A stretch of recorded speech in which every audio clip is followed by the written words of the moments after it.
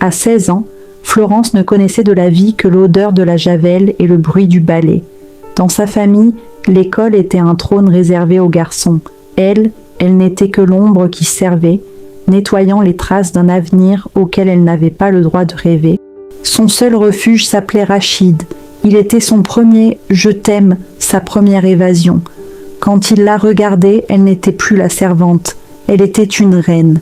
Florence lui a offert ce qu'elle avait de plus précieux, sa confiance aveugle, persuadée que ce lien était éternel. Mais l'éternité n'a duré que le temps d'un aveu. Quand elle lui a dit qu'elle était enceinte, le prince charmant est devenu bourreau. « Ce n'est pas le mien », a-t-il hurlé. Un mensonge tranchant comme une lame, il l'a laissé là, le cœur en miettes, niant l'évidence pour sauver sa propre peau. La mère de Florence avait déjà remarqué que le corps de sa fille changeait. Un soir, elle l'a fait venir dans la pénombre de la chambre. Pas un mot n'a été prononcé, mais face aux yeux fuyants de Florence, le doute n'était plus permis. Elle a su que sa fille était enceinte. Le verdict est tombé dans un silence de mort. La honte venait de franchir le seuil de la maison. Informé par sa femme, le père de Florence entra dans une colère noire. Il n'y a eu ni discussion, ni pitié. En pleine nuit, il mit sa propre fille dehors et claqua la porte avec le bruit d'un coup de feu. Le lien était brisé.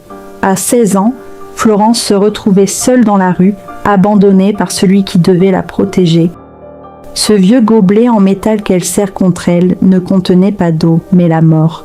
C'est ce poison qu'elle a avalé, 2 fois, priant pour que tout s'arrête. Elle voulait juste s'effacer. Mais la vie en elle s'est accrochée, comme si l'enfant refusait déjà de la laisser partir. Coïncidence, hasard ou destin. Une chose est sûre, un ange gardien veillait déjà sur elle. À cet instant précis, une ancienne amie qui passait par là a reconnu cette silhouette brisée sous la pluie. « Que fais-tu là avec ce gobelet ?» lui a-t-elle demandé. En larmes, Florence a tout avoué. Alors son amie lui a tendu la main et lui a dit doucement « Viens avec moi, j'habite juste à côté ». Cette amie était pauvre en argent, mais riche en cœur. Elle lui a offert un abri inespéré. Durant ces mois de trêve, cachée du monde, Florence a pu reprendre son souffle. Elle a appris que la famille, parfois, ce n'est pas le sang, c'est ceux qui vous ouvrent la porte quand il pleut. Et puis clocher, le moment est arrivé. Dans la douleur et les larmes, un cri a déchiré le silence. C'était un garçon. Espoir. En le tenant contre elle pour la première fois, Florence a compris que plus rien ne serait jamais comme avant. Ce petit être était désormais sa bataille, son univers, sa raison de rester debout. Le répit fut de courte durée. À peine un mois après la naissance d'Espoir, le destin a frappé à nouveau. Le petit ami de celle qui l'hébergeait, l'homme qui payait pour cette maison, est rentré à l'improviste. Il n'a pas supporté les cris d'un bébé qui n'était pas le sien. Menacée de tout perdre elle aussi, l'amie, le cœur en miettes, n'a pas eu le choix. Florence a serré son nourrisson contre elle. Ils étaient de nouveau dehors. La rue était la même, mais la peur avait changé de visage. Ce n'était plus pour elle qu'elle tremblait, mais pour ce petit être fragile contre sa poitrine. Cette nuit-là, recroquevillée dans le coin sombre d'une gare routière déserte, Florence est devenue un rempart. Elle n'a pas fermé l'œil, protégeant Espoir du froid du béton et des ombres menaçantes. Les semaines qui ont suivi ont été un long tunnel sans fin. Avec un nourrisson dans les bras, personne ne voulait lui donner du travail. Alors Florence a dû faire ce qu'elle n'aurait jamais imaginé, mendier. Elle tendait la main, espérant un peu de pitié, mais elle ne récoltait que du mépris. Ses passants ne voyaient pas une mère courage qui se battait pour son fils.